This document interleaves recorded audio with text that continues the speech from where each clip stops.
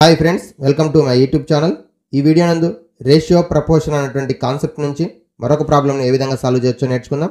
If 3.2 is to x is as x is to 16.2 and x greater than 0 then find the value of X.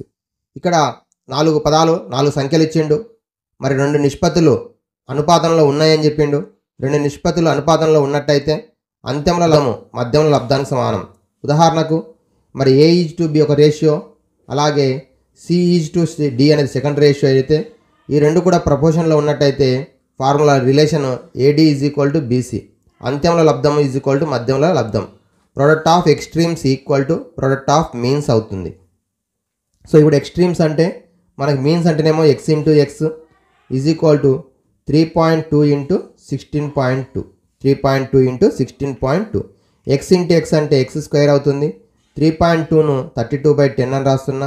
16.2ను 162/10 అని రాస్తున్నా. So 32/10 అలాగే 162ను నేను 2 into 81/10 అని రాస్తున్నా. So multiply చేయకుండా 32 2 జా 64. సో ఇక్కడ 10 64/100 10 10 జా 100 ఇంటూ 81. ఇప్పుడు స్క్వేర్ అనేది లెఫ్ట్ సైడ్ నుంచి రైట్ సైడ్కి వస్తే స్క్వేర్ రూట్ అవుతుంది.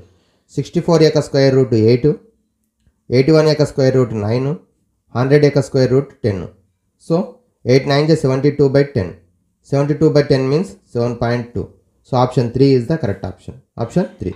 ఇక్కడ ఏ విధంగా సాల్వ్ చేసినాం? AD is equal to BC. X into x product of means కాబట్టి middle terms x into x x square, అలాగే రైట్ సైడ్ ఏమో మనకి 3.2 ఇంటూ 16.2. ఇందులో కూడా 3.2 డెసిమల్ నెంబర్స్ ఉన్నాయి కాబట్టి మనం మల్టిప్లై చేయకుండా 32/10 162/10 రాస్తున్నా. 162ను 81 ఇంటూ 2 రాయొచ్చు. 2 ఇంటూ 32 అంటే 64. 64 ఇంటూ 81/100 అవుతుంది. మరి స్క్వేర్ అనేది ట్రాన్స్పోజ్ చేస్తే స్క్వేర్ రూట్ అవుతుంది రైట్ సైడ్కి వస్తే.